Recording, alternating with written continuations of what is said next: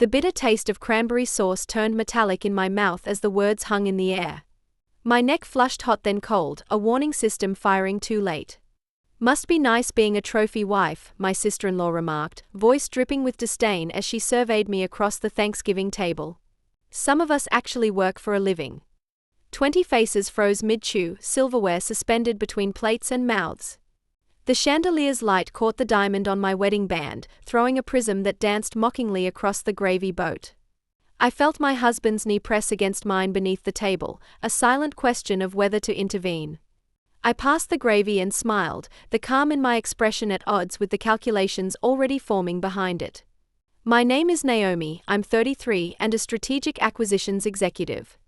This is the story of how I transformed my biggest critic into my greatest student." The Mitchell family's collective intake of breath was audible. Every holiday for 3 years, Olivia had taken these shots, each more pointed than the last. They'd come to expect it, the successful businesswoman putting the decorative sister-in-law in her place. Their discomfort was palpable as eyes dropped to suddenly fascinating dinner plates. "I'm good," Olivia waved dismissively, her fresh manicure catching the light. "Unlike some people, I watch my figure. Can't afford to let myself go when I'm meeting with Fortune 500 executives daily." Her smile tightened. "Real executives, not the kind you meet at country clubs." Thomas tensed beside me, his jaw working the way it did when he was holding back words. 3 years of marriage and he still hadn't learned that his sister's barbs bounced off me like rubber bullets off titanium. Their relationship had always been complicated, competitive siblings whose parents never quite managed to mediate effectively.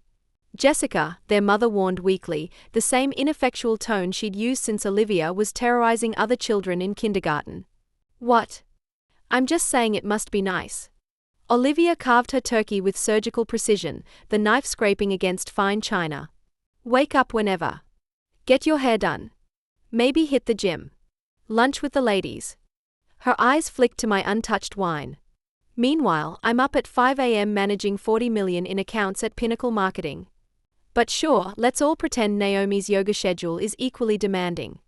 "I don't do yoga," I said mildly. "Pilates, then. Whatever fills your days." She turned to Thomas. "Seriously, how do you not get bored?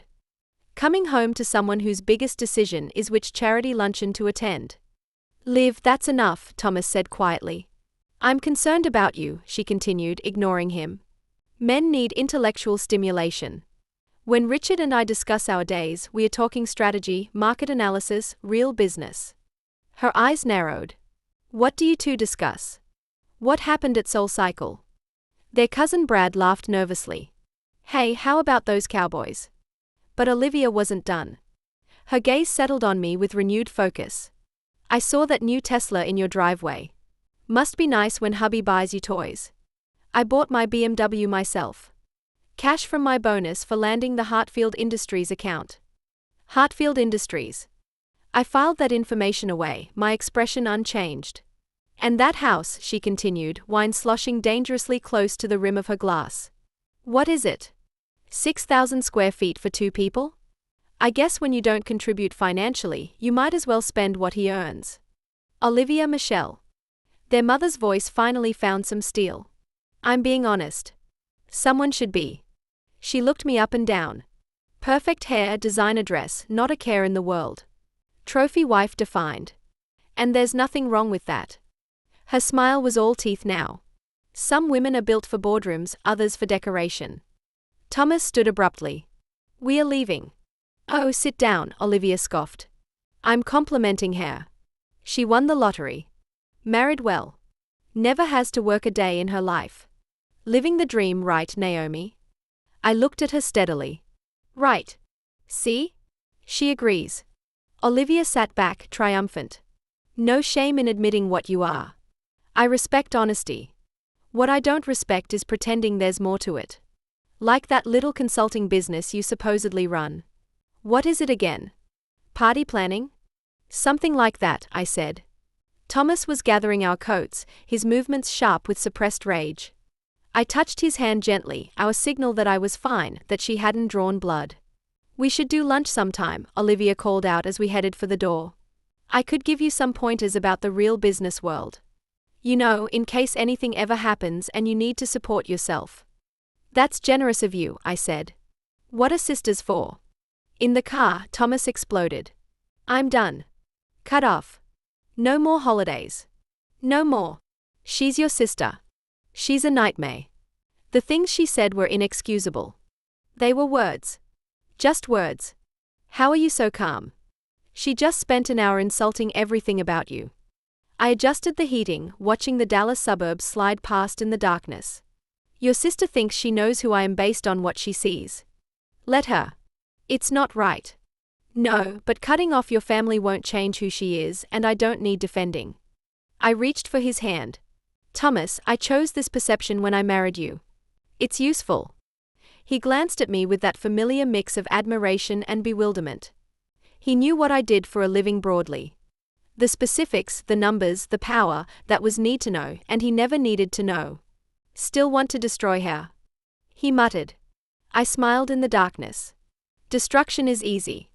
Education is more interesting. 2 weeks later, I sat in the 42nd floor conference room of Pinnacle Marketing, watching the Dallas skyline glitter in the morning sun. The executive team filed in, all nervous energy and forced confidence. They knew why I was there, even if they didn't know who I was yet.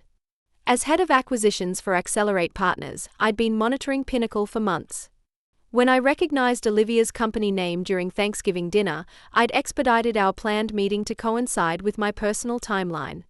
Olivia entered with the others, scrolling through her phone, designer coffee in hand. She hadn't noticed me yet.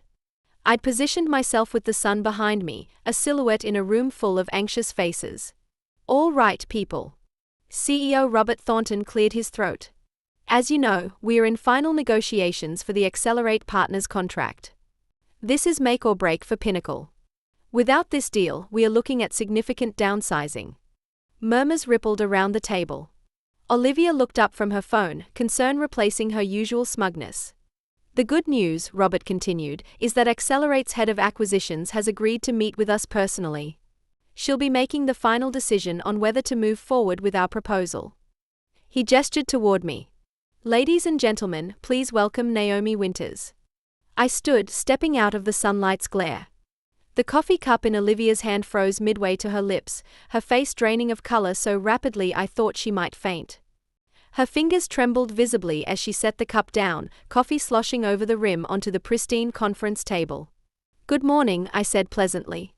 I've reviewed your proposal. I have some concerns. Olivia's mouth opened and closed like a landed fish. Around her, her colleagues leaned forward, eager, desperate, oblivious to her distress. Ms. Winters, one of the VPs started, we are confident Pinnacle can deliver. I held up a hand. I'm sure you are, but confidence and capability are different things. Your recent performance metrics suggest significant operational weaknesses. Those were isolated incidents, another executive protested. Were they? Let's see. I pulled up my tablet. The Morrison campaign, 3 weeks behind schedule, 20% over budget. The Lexington product launch, messaging inconsistency across platforms. My eyes found Olivia's. The Hartfield Industries account. She flinched. Lost after only 6 months due to what they called fundamental misalignment of expectations. That's quite a pattern. I set down my tablet. I'm concerned that Pinnacle lacks the organizational discipline to handle Accelerate's portfolio. Olivia's supervisor, a thin man with nervous hands, jumped in. Ms. Winters, we've implemented new oversight protocols to address those very issues. I'm glad to hear it. Show me. For the next 2 hours, I dissected their operation piece by piece. I asked about workflow management, talent development, quality control. With each question, Olivia sank lower in her chair, the realization dawning in real time. The trophy wife knew more about her business than she did. Finally, I closed my portfolio. You have 48 hours to restructure your proposal. I want to see specific remediation for every issue we've discussed, with clear accountability metrics and implementation timelines. That's impossible, someone whispered. Is it? Well, then I suppose we are done here. We'll have it, Robert Thornton said quickly. 48 hours. Good. And I want Ms. Mitchell to lead the restructuring team. All eyes turned to Olivia, whose complexion had taken on a greenish tinge. Me? She managed. Yes. You landed the Hartfield account initially, correct? Before it was lost. I smiled. I'd like to see what you're capable of when properly motivated. No one spoke. In the silence, I gathered my things and headed for the door. Oh, and Ms. Mitchell? I paused at the threshold. No need to do lunch now. I've seen enough of the real business world for one day. My phone rang 3 hours later as I was reviewing acquisition targets for a biotech firm. Olivia's name flashed on the screen. I let it ring 4 times before answering. Naomi Winters. It was you. Her voice sounded small, stripped of its usual confidence. All this time. You're actually. Yes. Why didn't you ever say anything? All those times I said those horrible things. Why would I? Your perception of me wasn't my problem to correct. But everyone thinks. Everyone thinks what I allow them to think. It's strategic. Strategic. She laughed hollowly. God, I've been so stupid. Not stupid. Just operating on incomplete information. A pause. Are you really giving us 48 hours? Or was that just for show to humiliate me? The deadline is real. The contract requirements are real. Your company's performance issues are real. And you want me to fix it. I want you to try. Whether you're capable remains to be seen. And you're calling me because? Because you're clearly not who I thought you were, and I'm hoping maybe you could recommend some resources or courses. I'll do whatever it takes. I leaned back in my chair, considering. I consult for executive development occasionally. My rate is $15,000 for a 6-week program. 15, she sounded strangled. I can't afford that. Then perhaps a payment plan. Or you could ask your husband. No. I'll figure it out. Sell the BMW if I have to. I need this. Interesting. Send me a resume and a 1-page summary of what you think went wrong in today's meeting. Be specific and honest. If your self-assessment shows promise, we'll discuss next steps. Really? You'd help me? After everything I said. I'm not helping you. I'm potentially taking you on as a client. This is business, not charity, right? Yes. Business. She took a shaky breath. Thank you. And I'm sorry. For what it's worth, I'm really truly sorry. Apologies are worth exactly what you do with the lesson learned. Send me the materials by tomorrow. I hung up before she could respond. That evening over dinner, I told Thomas about his sister's call. You're going to help her? He seemed stunned. I'm going to charge her fair market rate for professional development. If she's serious about learning, she'll pay it. If not, she'll go back to blaming others for her limitations. But why help at all? Because potential is a terrible thing to waste. Your sister has intelligence and drive. She's just been pointing them in the wrong directions. With proper guidance, she could actually become the executive she pretends to be. Or she could stay the same nightmare she's always been. Possible, but unlikely. Humiliation is a powerful teacher. You planned this whole thing, didn't you? From Thanksgiving dinner. I smiled. I plan everything, Thomas. You know that. But you didn't have to reveal yourself. Could have just let her think some random executive torpedoed her meeting. Where's the education in that? She needed to understand that the person she dismissed as decoration holds the keys to her professional survival. The lesson only works if she knows who taught it. He shook his head. Terrifying. You're absolutely terrifying. You say the sweetest things. A year later, we hosted Thanksgiving at our house. The same massive dining room Olivia had sneered at now held the extended Mitchell family plus a few additions. Naomi. Olivia approached me in the kitchen holding a bottle of wine. I brought this for you. The sommelier said it pairs well with turkey. She looked different. Same designer clothes but worn with less armor. Same perfectly styled hair but without the sharp edges. Thank you. I accepted the bottle, noting the excellent vintage. How's the new position? Challenging. She smiled. Good challenging. Leading the digital transformation team is exactly what I needed. She paused. I never thanked you properly for the referral to Davidson Industries. You earned it. Your assessment report showed genuine insight. After our sessions, I actually understood what I was assessing. She smiled ruefully. $15,000 well spent. Even if I did have to sell the BMW. I noticed the Accord in the driveway. Gets better mileage. And I don't need a car to prove my worth anymore. She glanced around the kitchen, marble countertops, professional-grade appliances, subtle elegance. I get it now. The real power isn't in showing off. It's in knowing you could buy the whole restaurant but choosing to cook at home. Something like that. Can I ask you something? Her voice lowered. That day at Pinnacle, were you always going to give us the contract? No. If the restructuring plan had been inadequate, I'd have walked away. Accelerate Partners doesn't carry dead weight, regardless of personal connections. But you gave us a chance. I gave you accountability. What you did with it was your choice. Thomas is lucky, she said quietly. I thought he'd married a trophy. Turns out he married a queen. I smiled. I prefer CEO.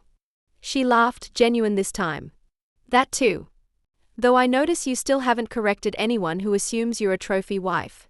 Why would I? It's advantageous when people underestimate you. They show you exactly who they are. Like I did. Like you did. From the dining room, Thomas called out about carving the turkey. Shall we? I asked as we walked back together. Next year I'm hosting, Olivia said. My treat. Want to show off the new condo. Not the house. Sold it. Too much space for one person, and the mortgage was killing me. Richard and I finalized our divorce 6 months ago. Turns out our strategy discussions were more about competition than partnership. Amazing what you can afford when you stop trying to impress everyone. She paused at the dining room entrance. Think the family will ever let me live down last year? Eventually. Redemption stories are very American. What about you? Will you let me live it down? I smiled. Olivia, I've already forgotten it.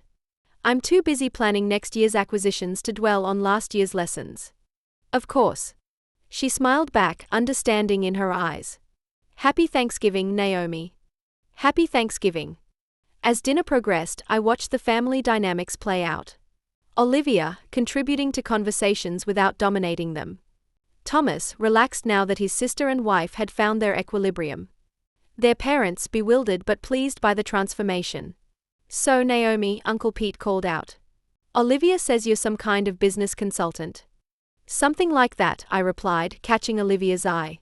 Must be nice, he continued. Having such a flexible schedule.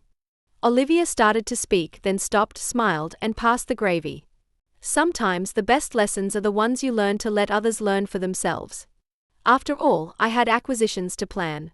3 companies on my radar, 2 hostile takeovers in progress, and a particularly interesting opportunity in biotech.